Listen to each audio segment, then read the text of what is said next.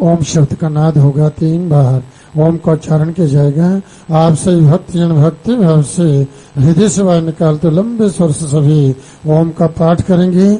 माँ से प्रार्थना करते हुए कि हे माँ, इन स्तोत्रों द्वारा, इन मंत्रों द्वारा जो आपकी स्तुति की गई है, इसे प्रसन्नता पूर्वक स्वीकार करो और पूरे विश्व को वरदान दो, आशीर्वाद दो। सबके कष्ट, सबके दुख, सबके रोग दूर करो, सबकी मनोकामना पूर्ण करो, सबकी अंग संरक्षा करो, सबका सर्वत्र मंगल करो। ऐसे मंगल कामना करते विश्व कल्याण के लिए 3 बार सभी एक साथ ओम का पाठ करेंगे।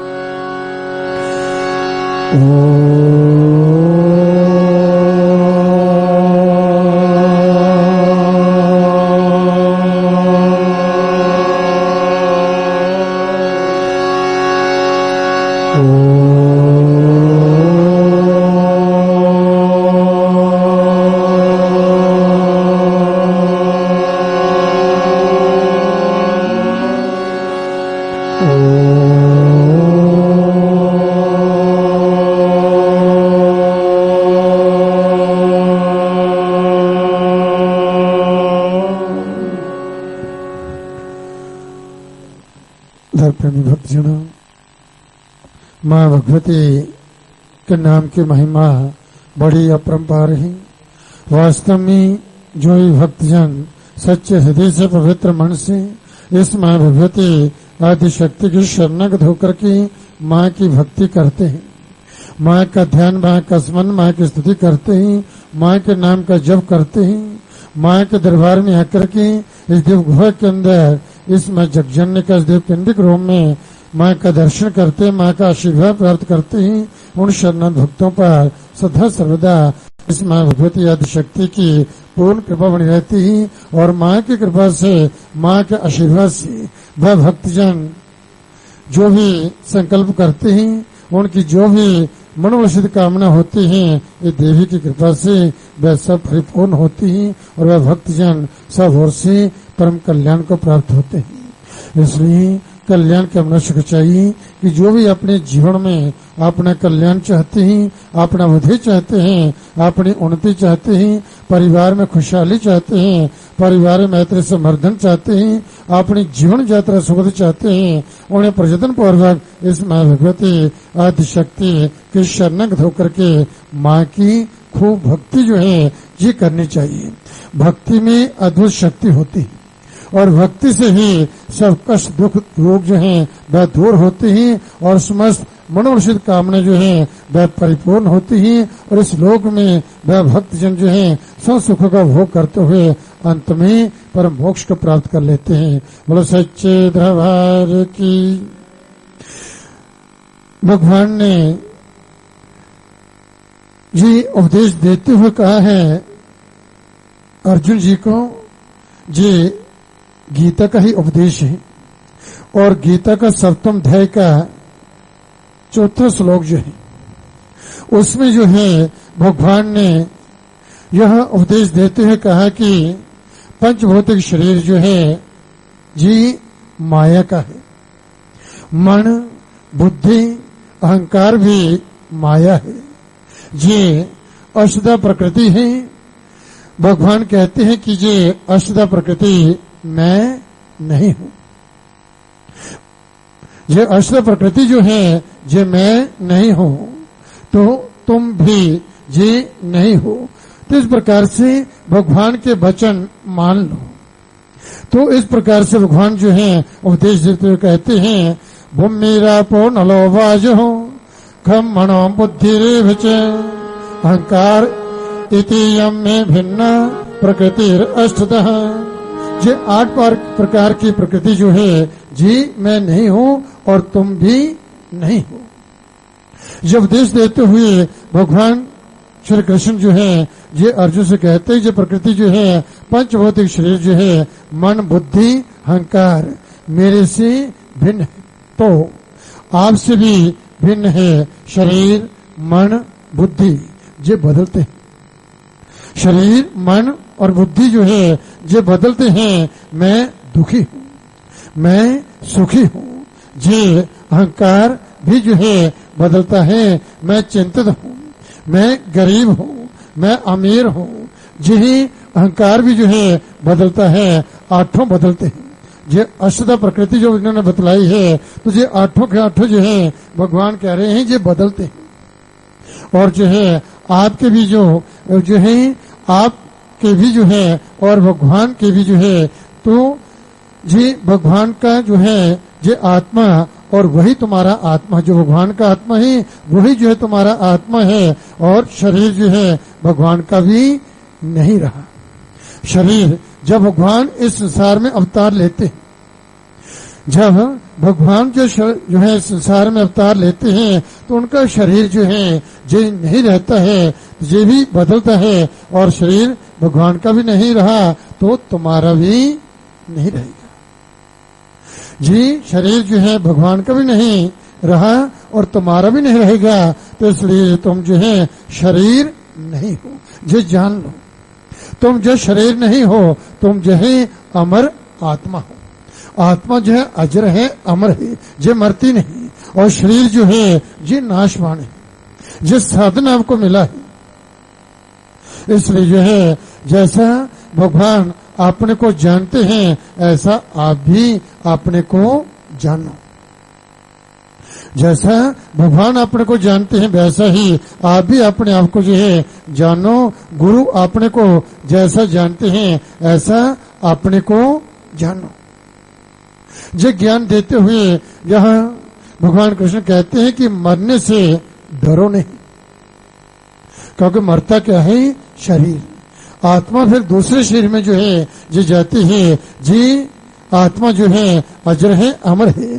किसी को जो है एक तो मरने से डरो मत, और दूसरा जो है किसी को डराओ नहीं। किसी को डराओ नहीं, बेवकूफ बनो नहीं, और दूसरे को बेवकूफ बनाओ नहीं। ये बड़े उपदेश देते हुए भगवान ने जो ऐसा ज्ञान दिया है, और वास्तव में सत्य जी है। हम जब संसार में आते हैं तो माया जो है उसके द्वारा हम संसार में मोहित हो जाते हैं, और संसार में जो कुछ देखते हैं वो से समझते हैं कि जी मेरा है। और मेरे के चक्कर में ही दिन रात जो है एक दूसरे से हम क्या करते हैं? द्वेष करते हैं, ईर्ष्या करते हैं, और जो है उसकी प्राप्ति के लिए जो है न जाने क्या क्या कर डालते हैं। भाई भाई से जो है झगड़ा करता है, और इतने नहीं न जाने क्या क्या कर देता है।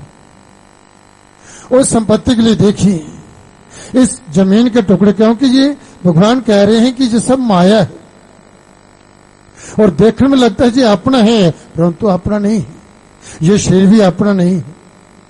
ये जितने संबंध हमको मिले हैं, पत्नी है, पुत्र है, परिवार है, माता पिता है, संबंधी है, मित्रगण है, ये सब एक संबंध एक समय तक मिले।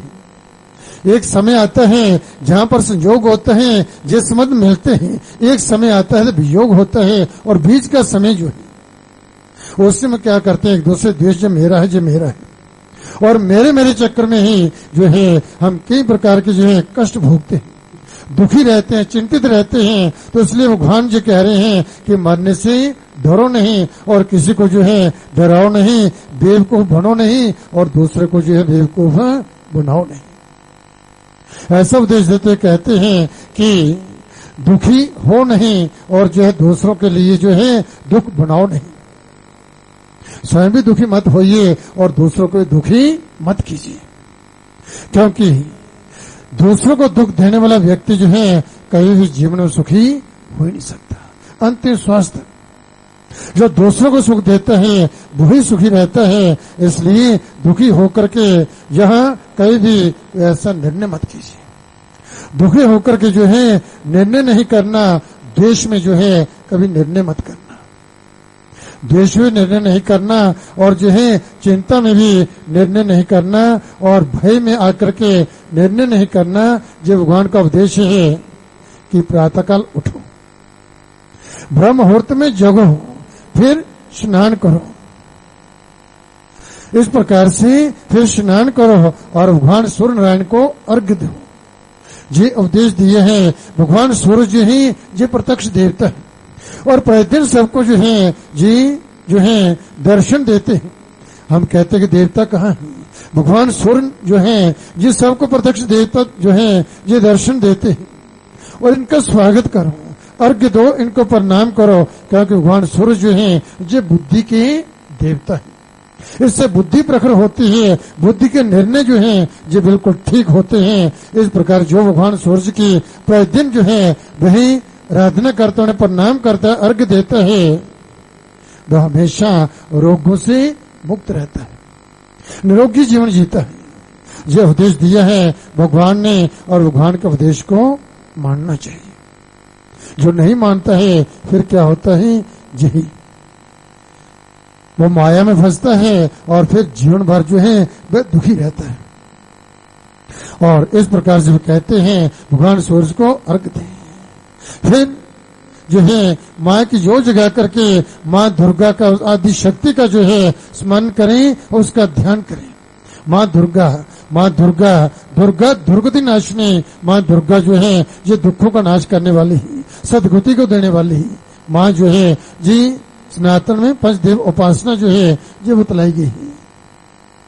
तो इस प्रकार से माँ दुर्गा का जो है इस जो जगा करके उसका ध्यान करें, स्मरण करें, प्रार्थना करें, फिर आशीर्वाद जो प्राप्त करें। आशीर्वाद जो प्राप्त कर करके जो है माँ का आशीर्वाद लेकर के जगजननी आदि शक्ति का आशीर्वाद लेकर के जो है आप फिर निर्णय करें। फिर जो आपके जो निर्णय होंगे अपनी दिनचर्या जो ऐसे प्रारंभ करें, फिर आपके जो किए हुए निर्णय जो होंगे बिल्कुल ठीक होंगे। ऐसे जो उपदेश जो है जब भगवान दे रहे हैं तो जो ईश्वर गुरु शास्त्र की शरण लेते हैं, जो ईश्वर गुरु और शास्त्र की शरण लेते हैं वही जो है दुख शोक भय चिंताओं से जो है वही इनके सिर पर पैर रख करके जो है वही आत्मा और परमात्मा का अनुभव कर लेते हैं। अर्थात आत्म तत्व क्या है, मैं क्या हूँ, कौन हूँ और मुझे क्या करना है, मैं किस लिए यहाँ पर आया हूँ, ये ज्ञान जो है तब प्राप्त होता है। जब जीव को जो है ये ज्ञान की प्राप्ति हो जाती है फिर जो है वही सब ओर से परम कल्याण को प्राप्त होता है। इसलिए अपने जीवन में ये पक्का कर लो कि जो है अब हम जो है ये ईश्वरमय जीवन जो है ये जिएंगे, ईश्वरमय जीवन। क्योंकि शास्त्र में जो आज्ञा दी है तो शास्त्र जो कहा गया है वही जो है गुरु लोग जो है वह समझाते हैं। अपना जीवन कैसे जीना है तो ये शास्त्र आज्ञा है, ईश्वर आज्ञा है कि कैसे आपको जीवन जीना है। तो इसलिए गुरु की आज्ञा के अनुरूप जो है चलेंगे, ईश्वरमय जो है जीवन हम जिएंगे। गुरु की आज्ञा, ईश्वर की आज्ञा, शास्त्र की आज्ञा ये दिखती तो जो है प्रारंभ में ऐसी दिखती है कि अधीनता जैसी, हम किसी के अधीन हो गए। तो शुरू में जो ऐसा दिखता है जो अधीनता है, परंतु लेकिन ये तमाम अधीनताओं से जो है पार कर देती है। ये तमाम अधीनता से जो अधीनता से जो है ये पार कर देती है। इसलिए जो ईश्वर की आज्ञा, जो गुरु की आज्ञा में रहते हैं, इस प्रकार से जो शास्त्र की आज्ञा में रहते हैं, जो शास्त्र विहित कर्म बतलाए गए हैं उनको करते हैं और जिनका निषेध बतलाया गया है उनका त्याग करते हैं, उनके जीवन में कभी किसी प्रकार को कष्ट, कोई दुख, विपत्ति आती नहीं और ना इनको किसी प्रकार का भय होता है। वह निर्भय होकर के जो है वह अपना जीवन जीते हैं और इस लोक में सुख सुखों का जब भोग करते हुए अंत में जो है वह परम कल्याण को प्राप्त होते हैं। इसलिए जो है कल्याण का मनुष्य को चाहिए किस प्रकार से अपना जीवन जिए और कभी किसी से द्वेष मत करें, कभी किसी से ईर्ष्या मत करें, क्योंकि आप जो कुछ तो देख रहे हैं ये जो है आपका नहीं है। जो पांडव कौरव थे परस्पर जो है कितना द्वेष किया, परंतु आज वह जमीन, जिस जमीन के टुकड़े के लिए लड़ते थे वो यहीं पर है, परंतु वो नहीं है। भाई भाई एक दूसरे से लड़ मरे। इसलिए जिस तन जो है ये अपना नहीं है, ये भी जो है एक दिन छूटेगा। इसलिए आत्मा जो है अजर है, अमर है, वही जानने योग्य है। जब उसका बोध हो जाता है, उसका ज्ञान हो जाता है, फिर जो व्यक्ति को ना तो कोई लोभ है, ना किसी पे क्रोध है, ना द्वेष है, केवल मात्र ज्ञान। और ज्ञान जो है वह कैसे प्राप्त होता है? इस माँ की कृपा से। इस जगजननी जगत माता की कृपा से जिन पर इस माँ की कृपा हो जाती है, जो भगवती जो है उन भक्तों को, शरणागत भक्तों को सद्बुद्धि सद्ज्ञान देती हैं, और जिन भक्तों की माँ की कृपा से सद्बुद्धि सद्ज्ञान की प्राप्ति हो जाती है, उनका सर्वत्र मंगल मंगल होता है, उनका कभी अमंगल नहीं होता। उन्हीं को जो ज्ञान होता है जिस संसार क्या है और हम क्या है। इसलिए जो है उनको जब इस बात का बोध होता है तो माँ की कृपा से इस संसार में वह सुखी जीवन जीते हुए वही लोग जो हैं परम कल्याण को प्राप्त होते हैं। तो बड़े परम सौभाग्यशाली ही जब भक्तों को इस आरती की परम पवित्र वेला में इस माँ भगवती आद्य शक्ति के चरण में बैठ करके माँ की आराधना अर्चना, माँ की भक्ति करने का सौभाग्य प्राप्त हुआ है। आज श्रावण शुक्ल पक्ष की जो है द्वादशी युक्त त्रयोदशी है, और आज प्रदोष व्रत है, और आज जो मंगला गौरी का व्रत भी मंगलवार है। मंगला गौरी का व्रत श्रावण का जो है जी, जितने भी सोमवार मंगलवार आए तो इनमें विशेष शिव शक्ति की आराधना की जाती है।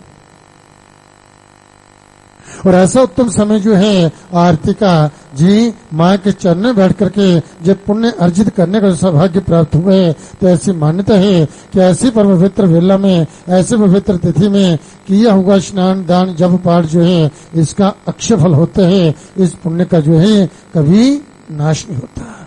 माँ आदिशक्ति इस गुफा के अंदर 3 दिव्य पिंडी के रूप में विराजमान ही, जिनके दर्शन के लिए, जिनका आशीर्वाद प्राप्त करने के लिए आप सभी माँ के दरबार में आकर के इस दिव्य गुफा के अंदर इन दिव्य पिंडों के साथ नतमस्त होते हैं और इन तीनों माताओं का आशीर्वाद प्राप्त करते हैं। माता महाकाली ये शरणागत भक्तों को शक्ति का वरदान देती, शत्रु का नाश करती है, रोग से मुक्ति देती है। महालक्ष्मी माँ वैष्णवी जो है यह धन लक्ष्मी का वरदान देती है, मनोकामना पूर्ण करती है, कार्य सिद्ध करती है, कारोबार में वृद्धि करती है, यश मान सम्मान देती है। इसकी कृपा से ही मनुष्य संसार में यश मान कीर्ति को प्राप्त होता है, और जो है उसके यश में, उसकी कीर्ति में किसी प्रकार का काला धब्बा नहीं लगता जब इस माँ की कृपा होती है। और माता महासरस्वती जी शरणागत भक्तों को विद्या बुद्धि का वरदान देते हैं, ज्ञान देते हैं, विवेक देते हैं। इन तीनों शक्तियों की प्राप्ति इस स्थान से प्राप्त होती है जब भक्तजन जो, क्योंकि यही एक ऐसा स्थान है जहाँ पर जो भगवती एक साथ 3 शक्ति को विराजमान है, और तीनों शक्तियों का मनुष्य के जीवन में होना बड़ा ही अनिवार्य है। जब व्यक्ति जो है इन तीनों शक्तियों से परिपूर्ण होता है, संपन्न होता है, फिर उसके जीवन में किसी प्रकार की कोई न्यूनता, कोई अधूरापन नहीं रहता। उसके सारे कार्य जो है वह सफल होते हैं, सब कार्य जो है परिपूर्ण हो जाते हैं, और वही परम कल्याण को प्राप्त होता है। इसलिए इस देवी की साथ शक्ति की आराधना, माँ की भक्ति जो है जी परम कल्याण को देने वाली है। बोलो सच्चे दरबार की जय। तो इस सभी भक्तों के लिए विशेष सूचना है, कुछ संचय बना हुआ है। ये संचय जो है रक्षाबंधन का, रक्षाबंधन जो है 11 और 12, 11 अगस्त और 12 अगस्त को जो है जी बतलाई गई है। कुछ लोग तो 11 को कह रहे हैं कि इस प्रकार से 11 को करें या 12 को करें।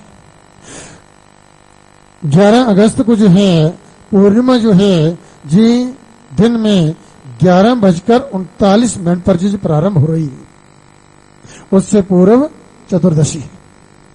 तो 11:39 पर जो है जब पूर्णिमा प्रारंभ होगी तो रक्षाबंधन प्रारंभ होगा, और उसी के साथ ही जो है 11:39 पर ही भद्रा जो है ये भी प्रारंभ हो रही है। भद्रा जो है रक्षाबंधन में जी इनका निषेध बतलाया गया है, रक्षाबंधन जो भद्रा में नहीं करना चाहिए। तो सारा दिन भद्रा है तो ये अशुभ माने गए हैं। तो भद्रा जो है जी 11:39 से लेकर के जो है जी सायंकाल 8:53 तक रहेंगे। फिर रक्षाबंधन कब करें, तो या तो सायंकाल को जो है 8:53 के उपरांत जो है अर्थात 9 से लेकर 10 बजे तक जो है और रक्षाबंधन कर सकते हैं 11 अगस्त को। फिर जो है जे पूर्णिमा जो है जे 12 अगस्त जो है 7:06 तक रहेगी। रक्षाबंधन जो है ये श्रावण पूर्णिमा में होता है। तो इस प्रकार से 12 अगस्त को जो है जी प्रातः काल जो 7:06 तक जो है जी पूर्णिमा रहेगी, तो अथवा 7 बजे तक जो है आप प्रातः काल ब्रह्म मुहूर्त में जो है रक्षाबंधन कर सकते हैं।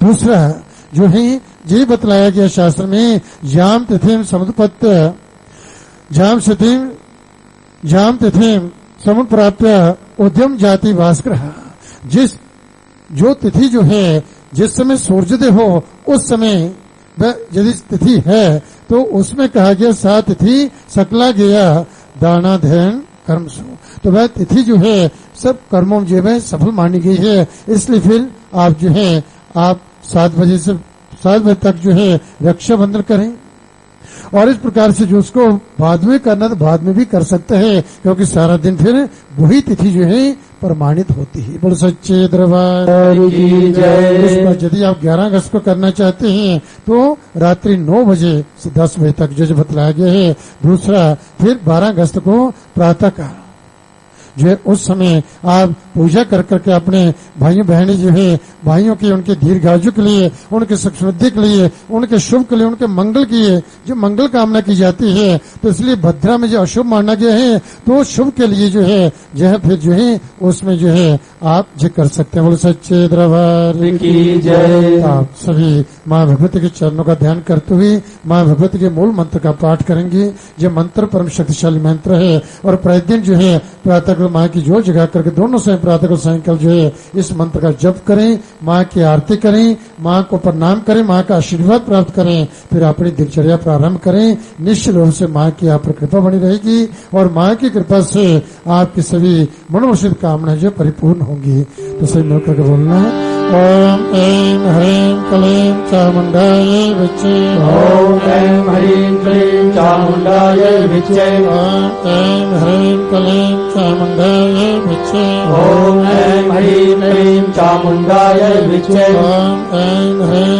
क्लीं चामुंडायै विच्चे, ओम ऐं ह्रीं क्लीं चामुंडायै विच्चे। सच्चे दरबार की जय। तभी भजन के विलन निवेदन कराने से जयपुर से माँ के चरणों में एक